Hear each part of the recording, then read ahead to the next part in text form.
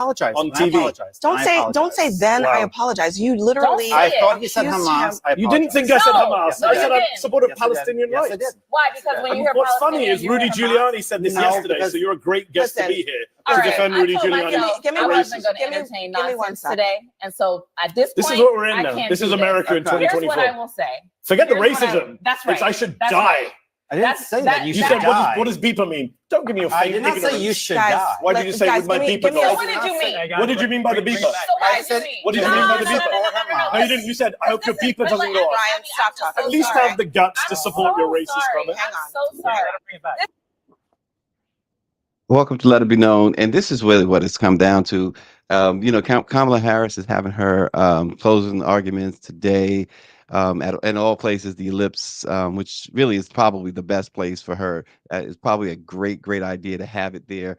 But really, only thing, Lauren, she really needs to do, in my opinion, is just play clips like that for like an hour, and then just say, you know what, make your choice. I mean, this is absolutely ridiculous. But the other part of it is this: CNN, NBC, all of these guys continue to platform hate. And that's the bottom line. They do nothing about it. They always have, and it takes me back to we just talked about what's his name? Charlemagne was on Anderson Cooper, and he told Anderson the truth. He said, you guys platform this stuff and expect to have a discussion, a normal discussion. Come on, give me a break. You're not looking to have a normal discussion. Right. Yeah. That was insane.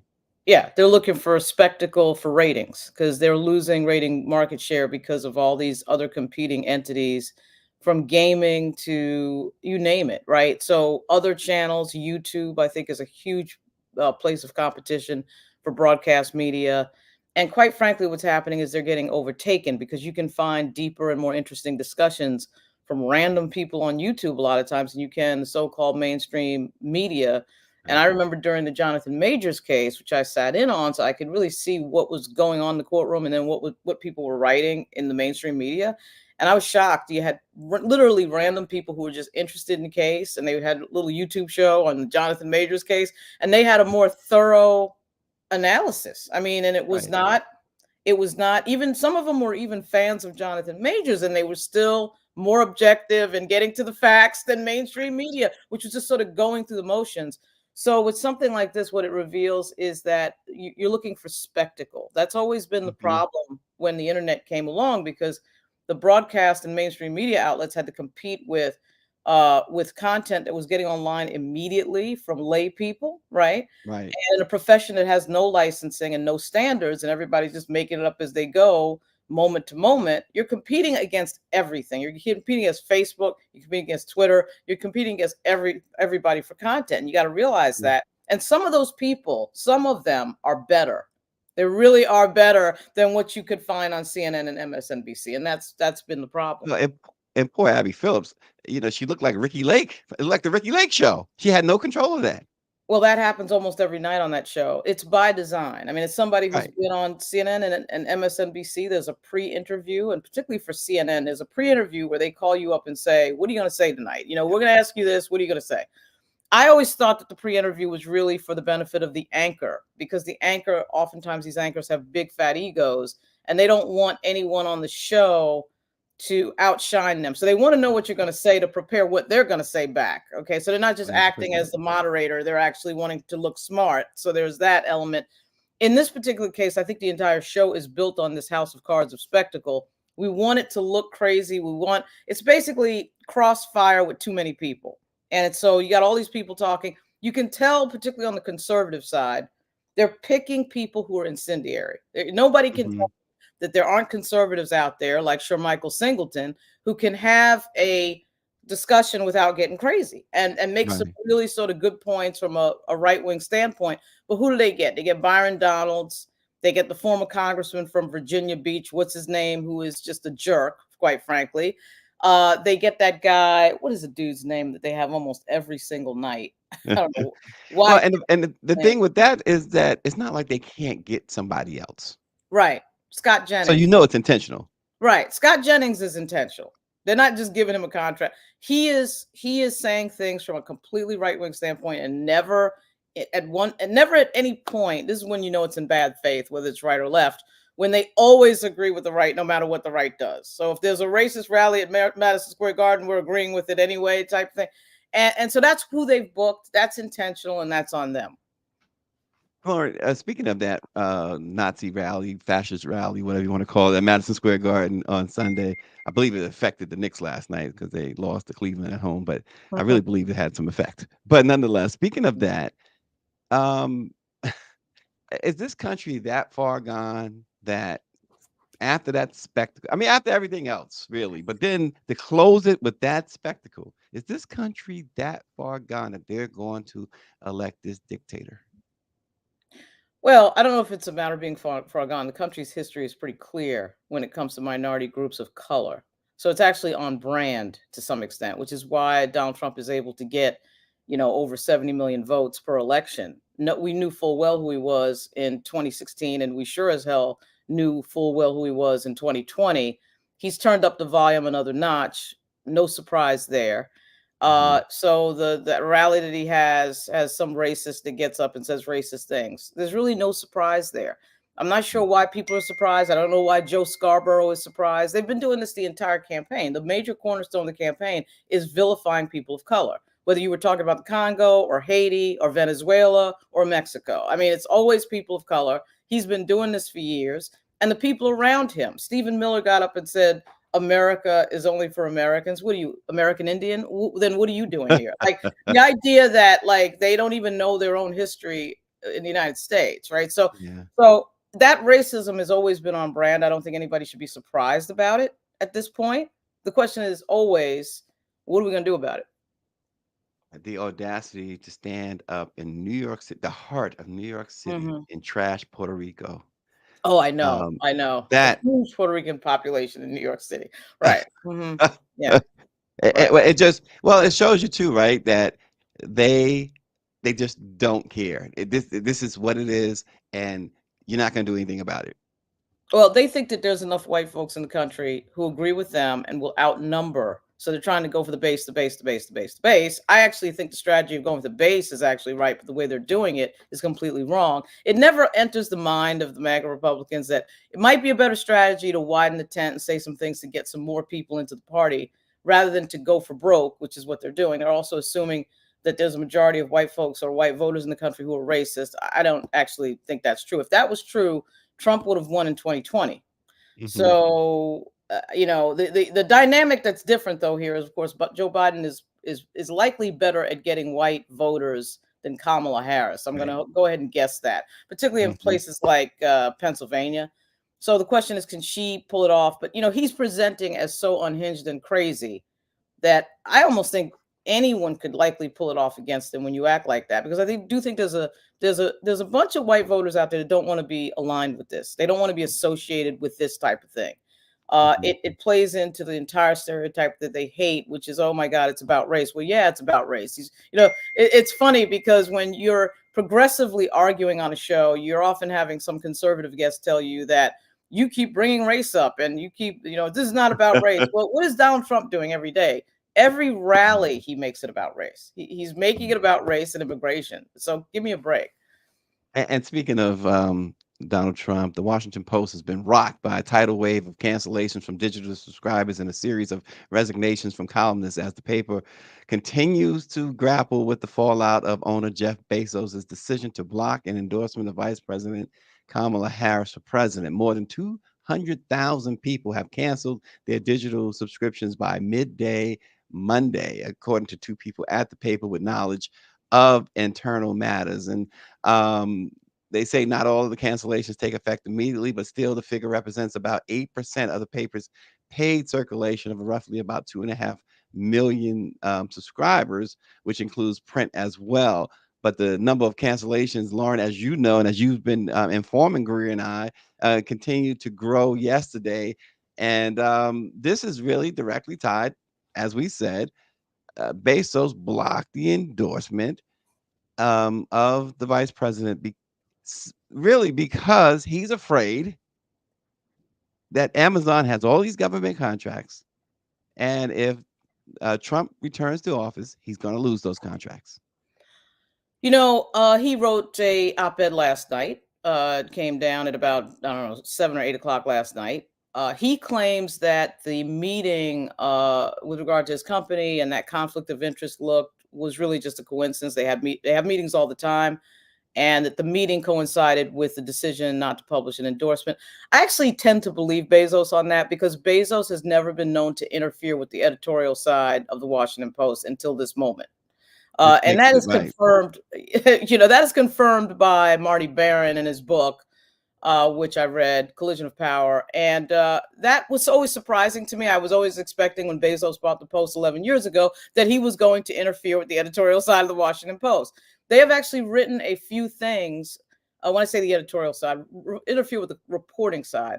They've actually written, and the editorial side, but they've actually written a few things that were tough on Amazon that got in the paper. So I tend to believe Bezos when he says there was a coincidence. However, for this to be the first time, for you to pick this moment as the first time that you're going to refrain from a presidential endorsement, is a horrifically bad decision on so many fronts. Number one, for the first time in American history, which is almost 250 years, we have a Black woman as a nominee of a major party, and you choose that moment not to have an endorsement. Now, of course, the Post is not 250 years old, but the Post is old enough that they've made several other endorsements, including this year. This is the first time since 1976, right? That they are not endorsing. Right, 76. And they endorsed in this cycle. They endorsed in the Maryland Senate race, and they endorsed in some other races in Virginia. So I'm not sure why suddenly the presidential race was different. You look racist because this is only the second woman that we've had as a major party nominee. Obviously, Hillary Clinton being the other one in 2016, in which they did do an endorsement. They did an endorsement 4 years ago. I find it hard to believe that if Biden was still on the ticket, they wouldn't have just endorsed Joe Biden. It's the same thing with Teamsters. Like Sean O'Brien somehow, twist himself into a pretzel to say that the Teamsters suddenly can't endorse Kamala Harris. In a year when we have a Black woman and a woman, on this ticket, you look racist and misogynist. Okay. I mean, we do have to bring up that it's an amazing coincidence. Now, all of a sudden, there's a policy change when there's a Black woman that might be endorsed. So that's problem number one. Problem number two is who she's running against. You're running against a man, Donald Trump, who has specifically attacked the Fourth Estate, the media, the press, from the podium stage directly. We've had attacks from his supporters on members of the media standing in the media area at rallies. Okay. We've had, epithets hurled at them and all sorts of other drama. It was Donald Trump that pulled the press pass of CNN at the White House, Jim Acosta, which of course he got back. He is attacking free speech and freedom of the press and the First Amendment specifically. For that reason alone, there should have been an endorsement. And I knew Marty Baron was going to go off when this happened, because his entire book is about this, that democracy dies under darkness and collision of power is about how the Post had to go up against Donald Trump. The third reason that this is bizarre, of course, is that this is the Washington Post, the paper that went up against the government with regard to the Pentagon Papers.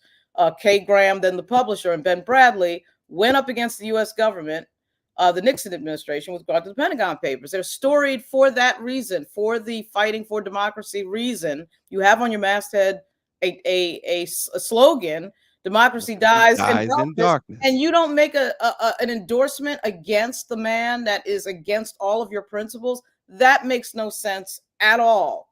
I don't know what Jeff Bezos is thinking. I mean, what do you think he's thinking? Well, David Youngblood says his statement said their endorsement wouldn't sway anyone, and yet as you said, they endorsed other races. So which is it? And he also says his op-ed was disingenuous. Now that op-ed, as we showed some of it, I mean, he talked about them not having the credibility that they once had. He talked about not being as trusted as they once were. Those are some serious words. Well, the entire title of the thing and the media is not trusted, and our we did have a Gallup poll that came out about 2 weeks ago that showed that the media was underneath politicians for the first time, literally the lowest in terms of disliked entities in the United States. Well, this is the reason, because when you don't stand for anything, okay, people are not going to trust you. So what does the Washington Post stand for in this moment? I mean, I'm a little bit confused. You say you stand for protecting democracy.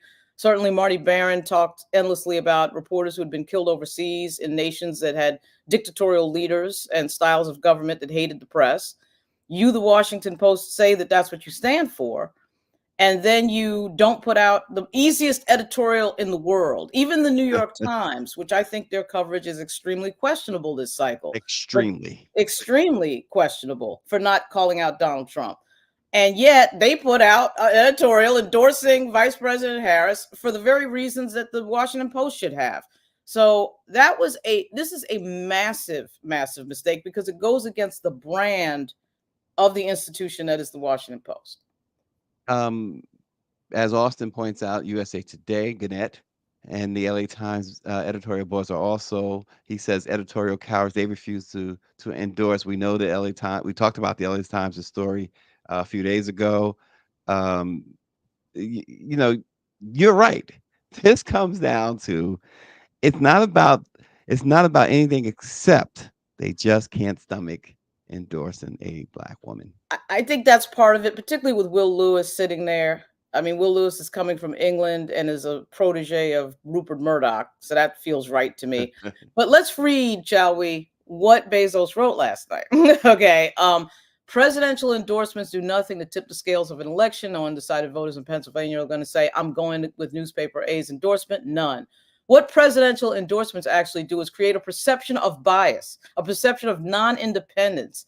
Ending them is a principled decision, and it is the right one. He is completely wrong. I actually think what has happened here is that Jeff Bezos is a businessman. He has spent most of his life selling books and building, I think, an incredible website, which I use all the time. I think he's done a great job at that. I think Amazon is an incredible site that we didn't have before when you get things delivered the next day. I mean, Jeff Bezos created that, but I don't think he's an expert in journalism or journalistic rules. And when I see something written like this, the perception of non-independence and we don't want to create the perception of bias. Is he kidding? The Washington Post and the New York Times have all sorts of biases, I can assure you. And somebody who has dealt with these people on an individual basis, they have a racial bias in that newsroom that is off the chain. They have an education bias because they tend to be people, they've gone to private schools, they've gone to Harvard and Yale. I'm always dealing with people who've gone to Stanford. They are, one thing he did right that I did agree with, actually. He stumbled onto something that I think is right on the money, which it's interesting that he brought this up. It was effectively the elites argument, which he stumbled onto. And he writes effectively that, we're talking to ourselves and, we're elitist effectively. And I thought, yeah, you're right, because you hire the same types of people. They think the same types of thing. And as somebody who's had to argue with these people, specifically about Lieutenant Governor Justin Fairfax, I mean, they all just believe the same thing. Like, I was just like, there was not one person that I was dealing with at the Washington Post that I felt like would get up at an editorial meeting and say, look, this is a little strange. This man was a standout in high school and college, lieutenant governor, all of a sudden looks like he's going to be governor. And all of a sudden these stories come out and we're left to believe that a Black man walking around at Duke would have this type of terrible rumor around him and nobody says it. See, there's nobody at the Washington Post that would have that argument that I know of. And that means to me that your bias is the bias it was for these papers back in the 1800s, which is that Black men are automatically guilty. We're all white. We get to decide. We living in Bethesda and McLean get to decide these things. I mean, so he's right about the elitist argument. Bezos hit on something I think is extremely important. Mm-hmm. But there's bias at all of these papers by dint of who they hire. And they tend to hire people who spent their life in some English lit class. Then they get into a newsroom and that's their entire breadth of experience. They weren't lawyers, doctors, police. And it's very hard to get them to think that they don't know everything. They tend to think they know everything, which is a big problem in the media. An individual posted under the name Aquarius Goddess says that Gayle King said that Jeff Bezos' statement is, quote, well thought out. That individual says, is anyone surprised? I mean, give me a break. Anytime there's some sort of it's crazy. Let me just say this. It's just, I'll put it just very simple. It's crazy for a Gayle King to, in any way, shape, or form, endorse what Bezos did. It's just absolutely mind-boggling. Well, Gayle King, who sat silent during the Ta-Nehisi Coates thing, Gayle King, who um, sat there and gave Leslie a hard time during the Kobe Bryant interview. Oh gosh. Gayle King, who Hmm. interviewed both of Justin Fairfax's accusers and didn't even tell us about it beforehand. I had to call her and text her beforehand and say, what's going on here? Because that was all done in the name of, we want spectacle, just like we saw on CNN last night. This is about Yeah. spectacle. It's not about finding the truth anymore. If it's about finding the truth, you call all the parties and you say, what's going on? What's your side before you air something? And then when you find out more facts later after you've aired something that might indicate that something's wrong with the original story, you report that. So Gayle King is part of the establishment that, is just into this. Like, she's not somebody that I would consider, she's not to be confused with Edward R. Murrow. I was telling people when she got Look, involved, David Youngblood basically says that she's not too different from a bag of rocks. Obviously, I'm improvising what he said, but I mean, let's be real about Gayle King. The reason we're looking at Gayle King is she's friends with Oprah Winfrey. Do we really think that CBS would have hired Gayle King if she no, wasn't friends with Oprah Winfrey? no, I mean, she was on a no. station in Connecticut. She probably would still be in Connecticut if she wasn't friends with Oprah Winfrey. Yeah. I don't, I mean, I have nothing personally against her, but my dealings with her were I felt like I was dealing with a very shallow journalist. This was not 60 Minutes. CBS. She's not a journalist. That's the thing too. And you've made this point a lot about how everybody's a journalist. Gayle King is not a journalist. Well, She's an anchor, right? She's a personality. Personality, not an anchor, right? She's infotainment. But again, we're in a profession, unlike lawyers, unlike doctors, unlike police. We have a profession with no rules. Yeah. Because the First Amendment has said that effectively anybody's a journalist. Anybody that's got one of these in their hand at any moment can be a journalist or I should say a reporter. And that's why when you're running any sort of journalistic business, right, which I am, I consider everybody competition. Whether they're posting on their Facebook or their X account, they're competing because they're reporting something when they do that. We don't want to admit that. We want to get into this, if you don't have a press pass, I mean, if you don't work at a big highfalutin news organization and you don't have a press pass, you're, quote, not a journalist. That's nonsense. So there are no standards for the profession. And when there's no standards for entry, like a license or whatever, anybody can do whatever the heck they want. So you end up with, and I'm not criticizing him, I actually think he's pretty smart. But Charlemagne the God is now a journalist. Shannon Sharp is not. I mean, I'm not saying that these guys are not good interviewers. I'm just saying we need to get over this thing as journalists, this idea that we're special because we work at a news organization. I mean, everyone can do what we're doing if they're intelligent and they ask good questions. But Gayle King is a product of the infotainment side of, quote, journalism. Yeah. And you mentioned that Lisa Leslie thing. That was the most atrocious, one of the most atrocious things I've ever seen in under the guise of journalism. But we move on. In the shadow of the White House today, Vice President Harris is going to deliver a closing argument to the American people as to why she should be elected the next president of the United States. Some 20,000 people are expected to attend the rally on the ellipse between East Street Northwest and Constitution Avenue Northwest, 15th and 17th Street Northwest. According to the permit from the National Park Service, overflow crowds are going to be directed to the northeast grounds of the Washington Monument.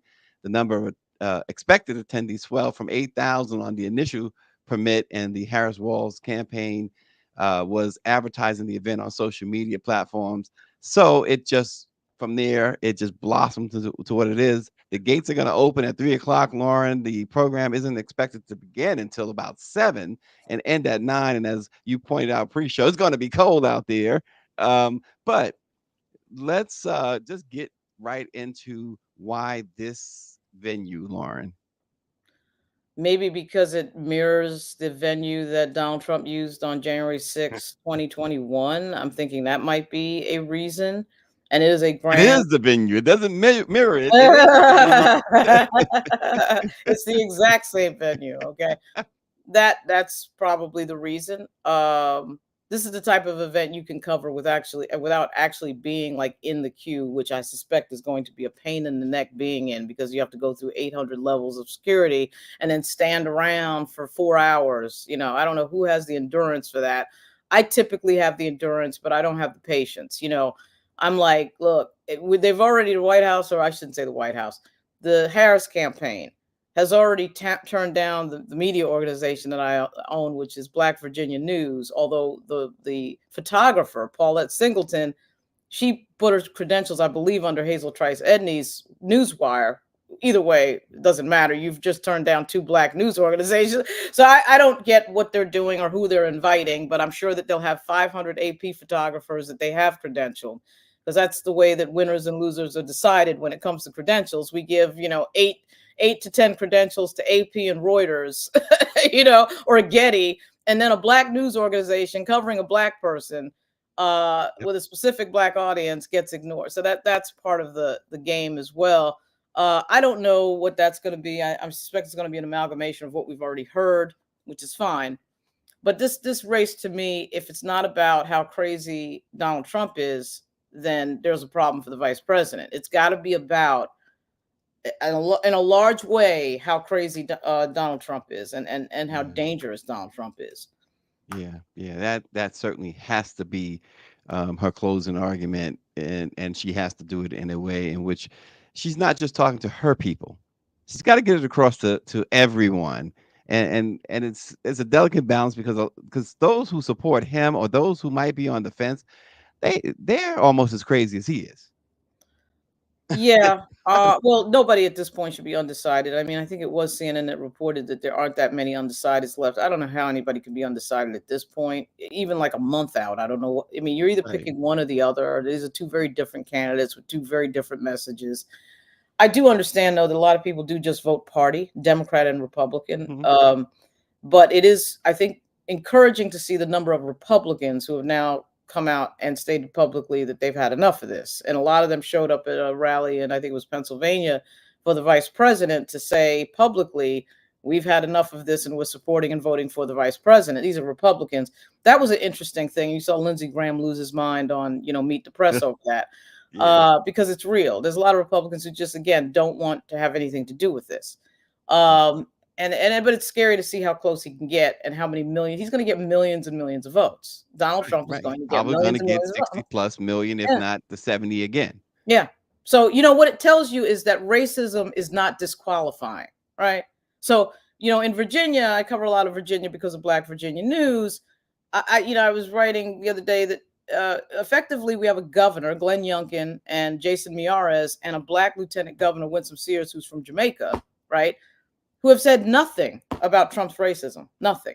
Literally, absolutely nothing. So you're telling me that wasn't disqualifying for you? I'm not talking about just Madison Square Garden and Puerto Ricans. I'm talking about this entire production.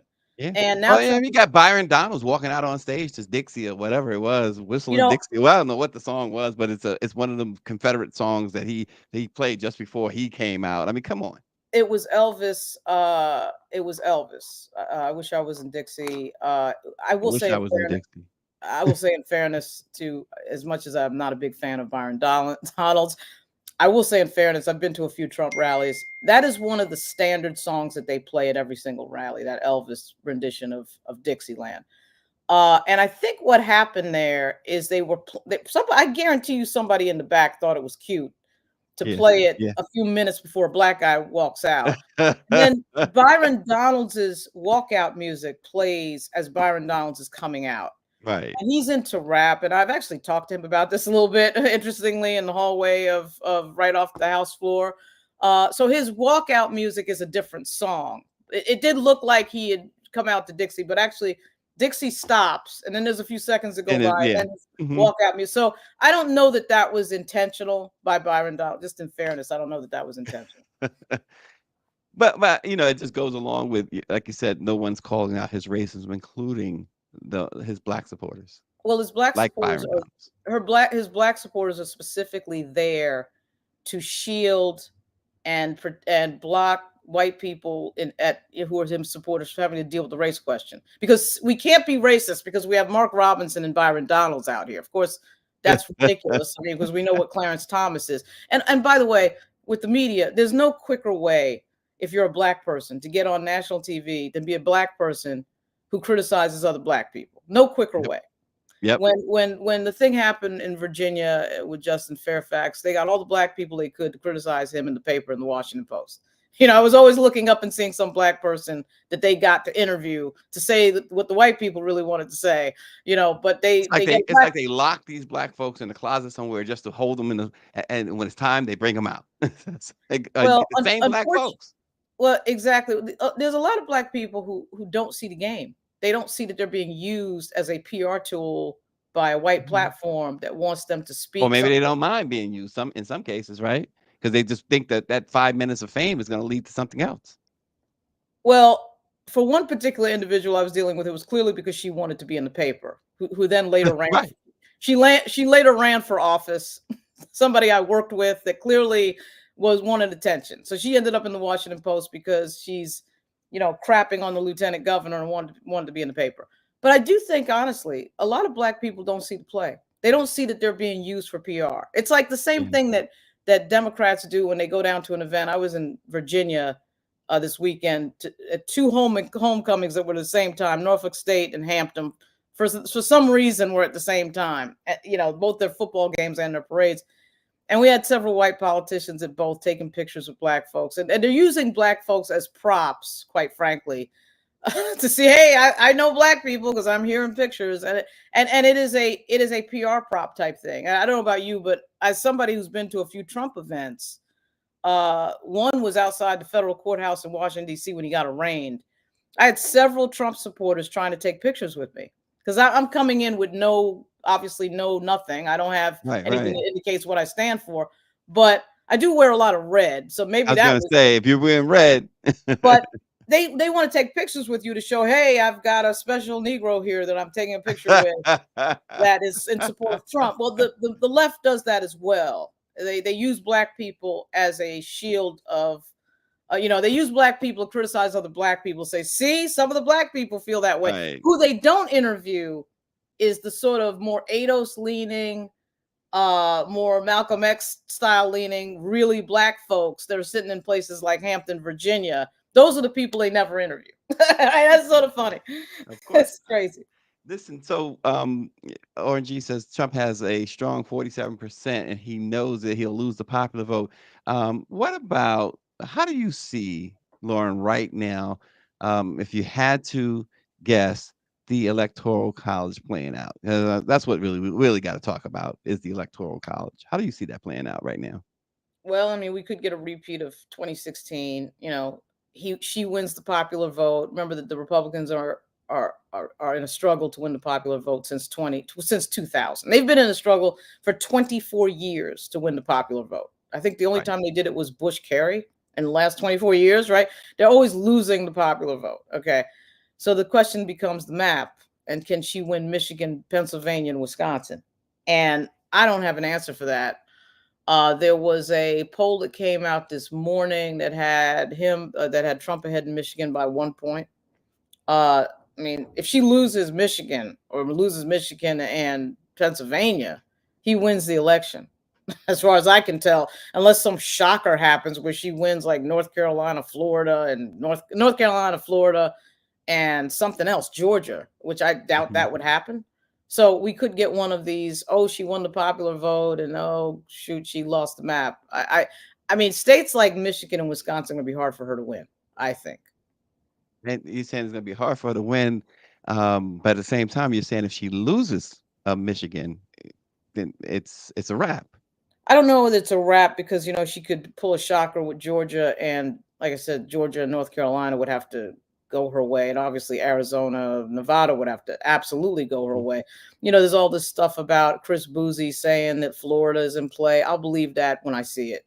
Florida and Texas every freaking cycle. Oh my God, Florida's in play, Texas is in play. Beto O'Rourke, oh my God, Texas is in play.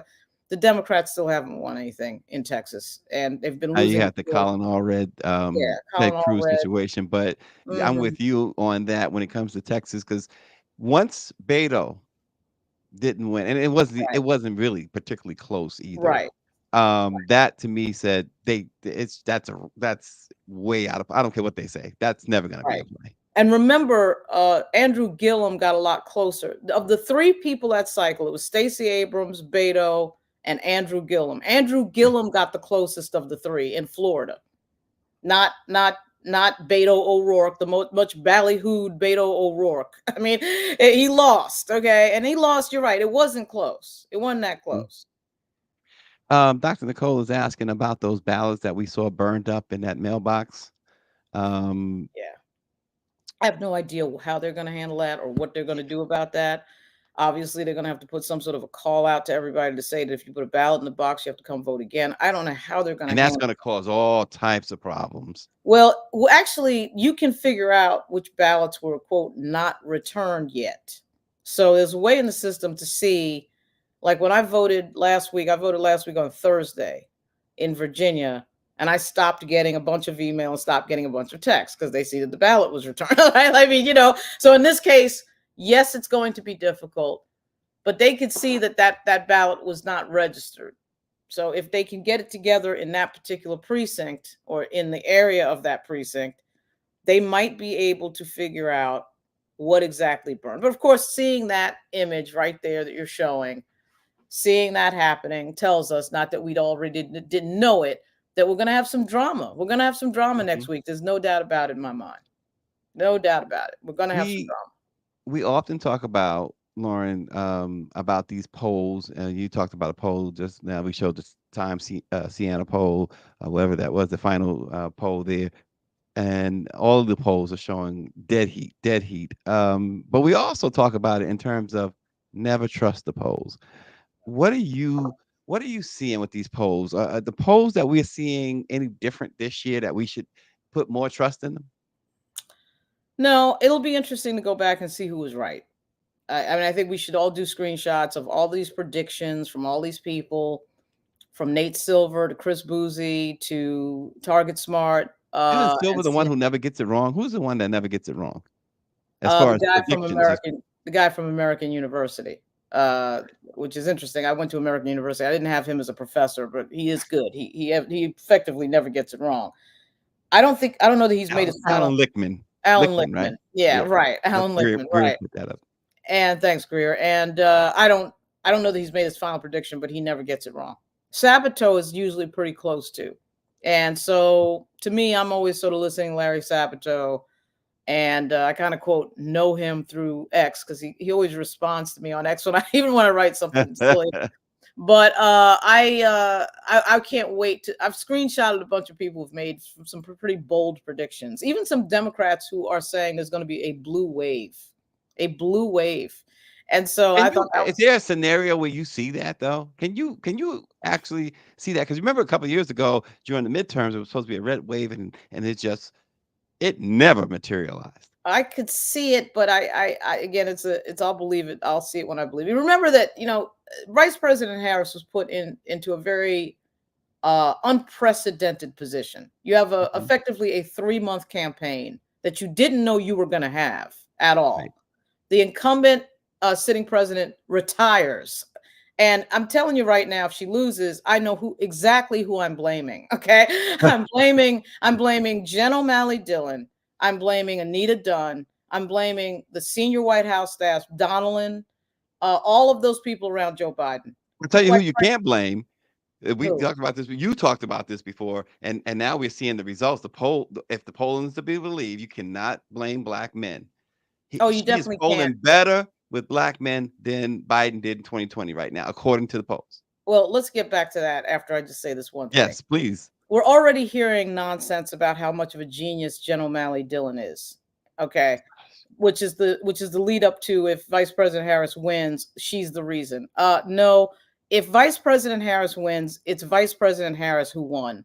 Because what I just saw is somebody who wasn't expecting to run for president of the United States, run a very good campaign with a lot of stamina, a lot of energy, night after night, day after day, no whining and complaining, and did a very good job. And I think she was really underestimated, quite frankly, by a lot of people. And so Biden's staff, quite frankly, hiding and lying about the condition of the current president is how we got here. I just want to say that to get to black men It's the same old game we hear every 2 years, that black men are somehow going to be going for the Republican. There's never any evidence of it. There's never any proof. It's just people running their mouth, usually people who are Donald Trump, running their mouth about how this is going to happen and that's going to happen. And then we look at the exits and look at the obvious precincts around the country, because you can tell from the precinct count what's going on, right? I mean, if you got a Norfolk district in Virginia that's like 99% black, and they went like all for the Democrat, well, that had to be some black men in there, okay? But there's always making black men the boogeyman is a 400-year process and strategy in the United States. I mean, black men have always been the ones, oh, they're doing something crazy. They're doing this, they're doing that. And you'd have to be pretty crazy as a black male or a black person, period, to be voting for Donald Trump, right? But that whole nonsense that we heard was just straight garbage with no proof attached to it. All right, none.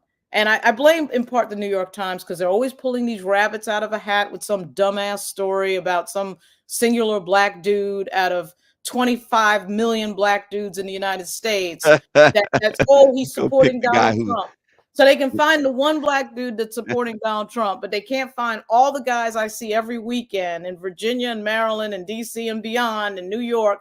They can't find any of those black men who are voting for Kamala Harris. They can't find any of those. I mean, it's craziness. They're always, when it comes to black men in particular. See, the reason it doesn't happen with black women is that we don't allow it and we kick ass immediately when it's happening.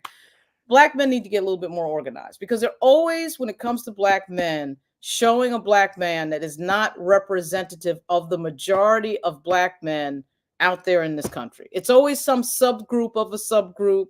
It's always some, oh always my God. Somebody who's talking about hide your kids, hide your wife. Right. It's always some outlier. And I don't know who these black guys are that they're finding. Because the black guys that I know in my family and beyond are working their asses off on the double shift, on the overtime, cops and police and this and that. And they never find any of those. This media never finds any of those black men that are out. It's just incredible. It's misinfo and disinfo is what it is. Yeah. Well, switching gears to something, I mean, you talked about Jonathan Major's trial, and I know you cover a lot of trials. The Young Thug trial has been going on forever. It's been going on since like he was born, it seems like.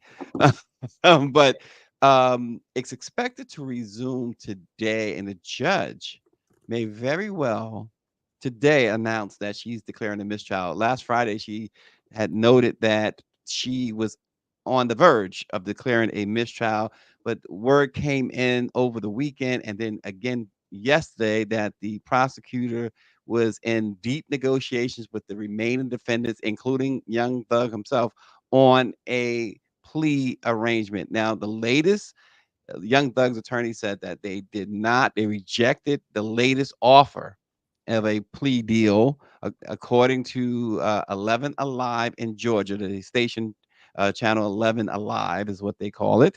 I remember 11 Alive from New York when I was a kid, so it's strange. But they are apparently, because the judge is leaning heavily toward a mistrial based on last week's craziness once again in that trial. The judge she's a new judge I mean, they've had 3 or 4 different judges, and she's like, this is enough. This is absolutely enough. And so he also, Young Thug also has a hearing scheduled for November 4th, a bail hearing. He's been in prison since he's been arrested, and we're going on over 2 years now. But Lauren, how much of this have you followed? Absolutely none. I have a good friend that followed the Majors case. She follows trials. There's a certain group of YouTubers out there that follow trials, and particularly celebrity trials. And one of them has become a friend of mine from the Majors case. And her handle on YouTube is Cat Not Williams.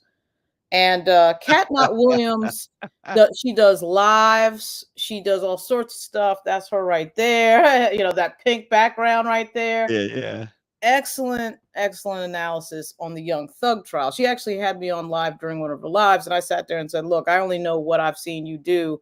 I can see the crazy. Like she's, of course, talking about the mistrials and talking about the judge going in on the prosecution. Once I saw that judge going on the prosecution, I knew something was terribly wrong. I mean, I did think that the general underlying case was very strange to bring into court.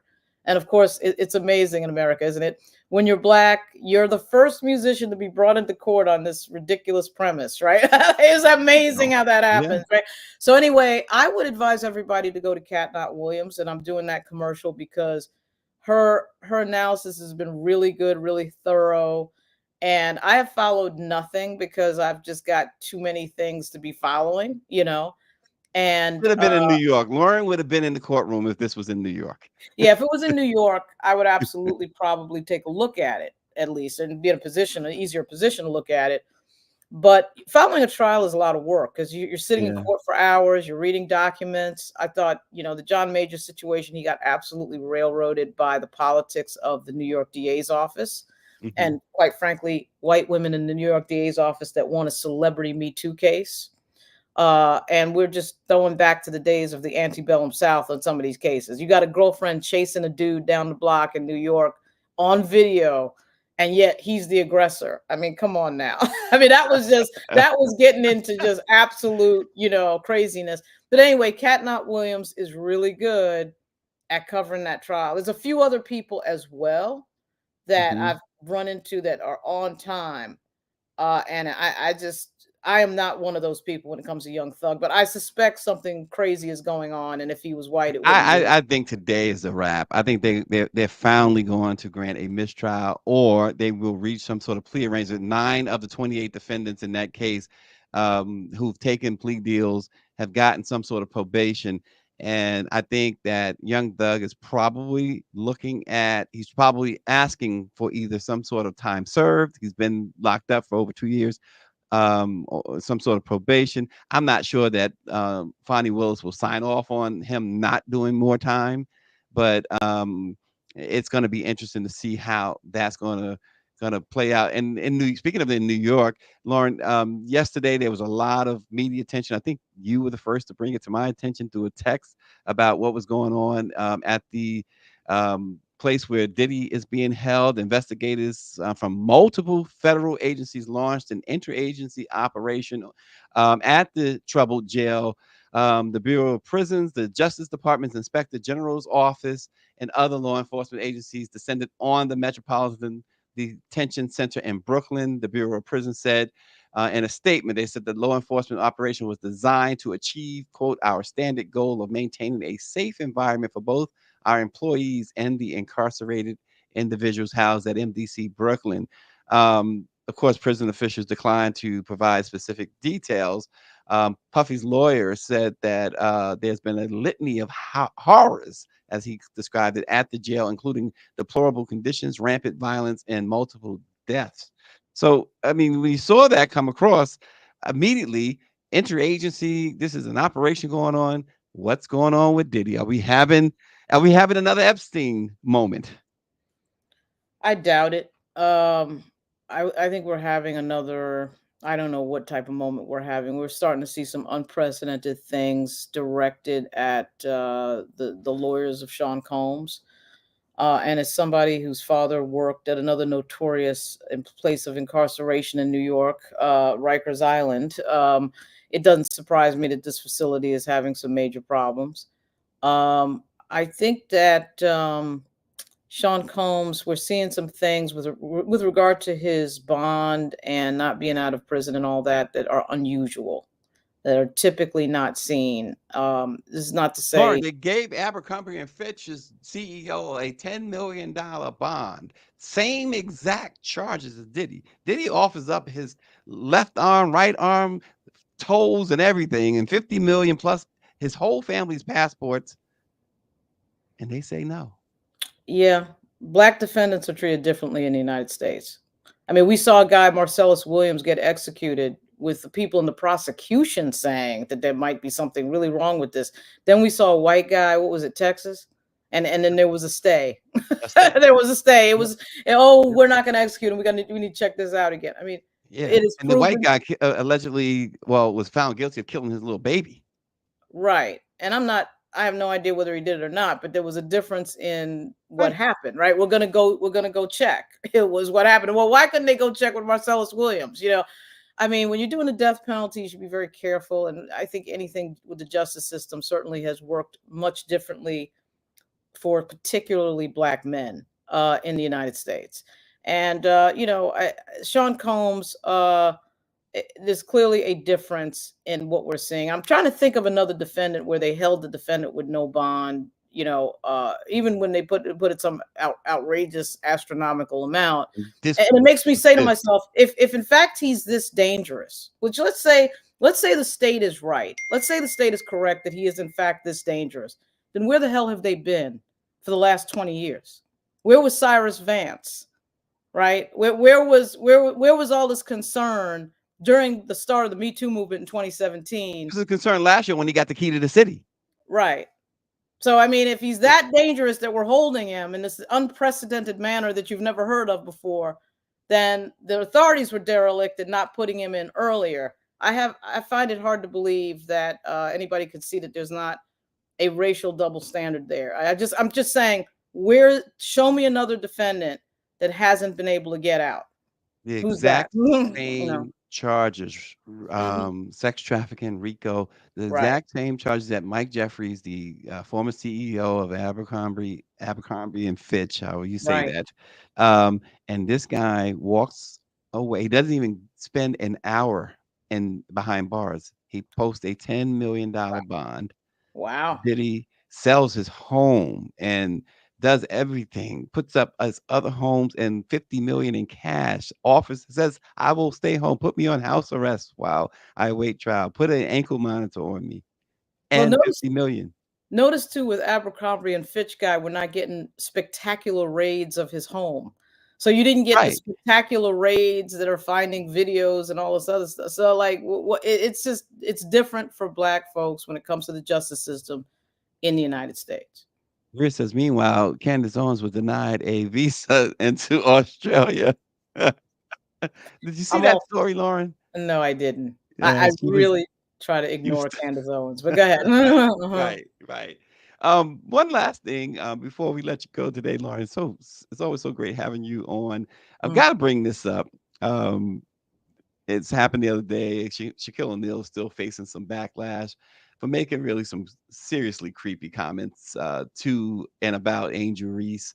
Shaq, of course, is 52 years old. Angel's 22. Shaq has kids older than Angel, and that this. So here's the thing with that. This relationship, LSU alums both. Shaq took on this uncle-like, father figure-like relationship with her. Yet he comments on her shorts and how he would like to see her dunk in those shorts. And she was obviously uncomfortable, and she kept saying okay. She kept trying to get him to move on from her, as he put it, pair of quote little shorts. And they were little, there's no question about it. But even I'm older than Shaq, and I would not be addressing. I don't know her. I have no connection to her, but I would not be addressing a 22-year-old Angel Reese or a 22-year-old anyone about that. Now, if people think she's sexualizing herself or whatever, and even Shaq thinks so. There are ways in which you can convey that without being creepy like Shaq was, and he is getting a lot of heat on social media. Yeah, I only in passing kind of saw what was going on. I'm a big Angel Reese fan. We live in a day and age where outrage culture is a thing. It drives a lot of the content of social media platforms. I can't imagine that Shaquille O'Neal has not understood that for the last, I'd say about 7 or 8 years in particular. So you have to be very careful about what you say and what you do. And at the same time, I'll say this just generally and globally, not really specific to Angel Reese. I'm a little bit surprised at the level of sexualization that people get into with younger women. And I think because we're socialized for that, people don't often realize what image and message they are projecting. Okay. But I don't think it's the fault necessarily of the projector, But I do think that when you project a certain image and you get a reaction, you shouldn't be surprised. I mean, I was a little bit shocked that, you know how they have these dance troops at these parades.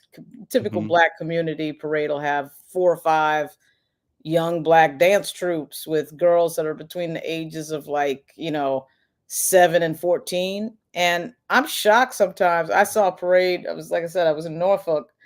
I was shocked at how sort of sexual the moves were. I mean, like, I don't know whether I'm just getting older or what, but Lauren, I, I took my daughter, who she just turned 18. uh-huh. I took her to homecoming, Mm-hmm. because stuff like that, right? I took her to Uh-huh. homecoming, and I was talking with the principal. Me and the principal was just, as they say, chopping it up. and and the thing about this, you had at homecoming, you have the ninth grade, 10th grade, 11th grade, 12th grade, 14-year-olds, 15 to 18, right?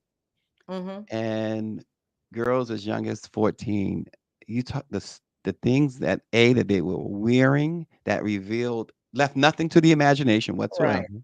Right. The dancing, the twerking, and all of that Right. stuff. And me and the principal, the principal is a woman, and we're both like, how does the parents allow this?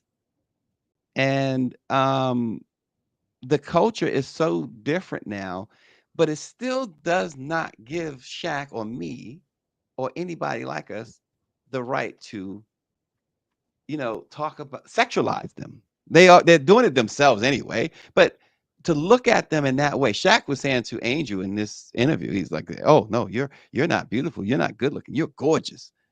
And I would love to see you do this and do that. And she wore these particular short shorts to Wild and Out. And Right. he kept referencing that. And she kept trying to change the conversation or end it. And he kept going on and on. It is just like you said, they are projecting this image, I guess. The Megan Thee Stallions of the world, the Cardi Mhm. B's of the world, Nicki Minaj's, they all are projecting this sexual persona. And this is the shorts that Shaq was talking about. Mhm. Yep. Yeah, I mean, if you're projecting that, you're projecting that. And I'm not sure why anybody's shocked at you Mhm. might get a reaction at projecting that. I mean, so I think a lot of times people want it both ways.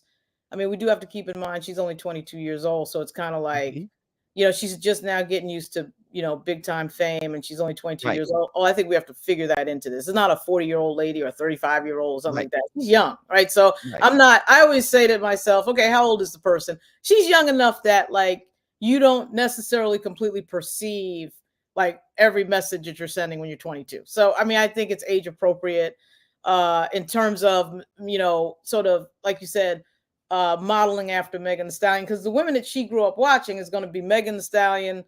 Lizzo, and that group right there. Look, I'm not expecting people to come out, dressed Victorian and doing ballet. I mean, Right. at the same time, I do think you should be self-aware, and your parents should be self-aware, and the school should be self-aware. Because girls I saw at the parade were young; they were not no 22. This is not like this is not the Spartan bands, dancers where they're like 18 to 22, and everybody knows what time it is generally about what we're projecting. Which, by the way, they don't typically project sexually. But anyway, these were Mhm. young girls. It's like really young girls, and I thought, wow, really? Y'all got them out here like sort of twerking, Yeah, in the yeah. street in public. And I'm thinking, man, I It's mean, it's too I much. just, I'm not trying to be overly prudish or old fashioned. I'm just saying, if that's the image that you're projecting, don't get surprised when somebody comments on it, which basically Shaq is commenting on it. Now, should he Yeah, have read the cues as you outlined it? He didn't read the cues he didn't that read she's it. sending in the conversation to move on. You need to read the cues, okay? Particularly at 50 something years old. You should be Right. understanding. Okay, she wants to move on. And at 50 something, you have no excuse for not picking up on that. Okay. But at the Particularly when you same put time, yourself in the role as the mentor. right, right. Well, mentors and mentees, when you have a young woman, an older guy, that is going to quickly. I mean, people have crushes and fall in love with people. But, I think you're 100% right too on the aspect of Angel because she's now becoming she's a star who's becoming a superstar, a sought after individual, modeling contracts. She's on Vogue. She's doing the Sports Illustrated swimsuit. And she's really, really starting with these endorsements and she still needs guidance. She's 22. And I think Lauren froze up. Oh boy. Well, that's yeah, it was creepy, Power 96. It was really creepy. He says that's why I only go into the DMs of celebrity women who are 50 and older. He said JJ Fad loves it. Oh my God. We will definitely end on that note. Thanks so much for joining us. Continue to subscribe. Have folks that you know who haven't yet subscribed to LIBK-News on YouTube. Thanks for joining us. Give us your thoughts, and we'll see you tomorrow.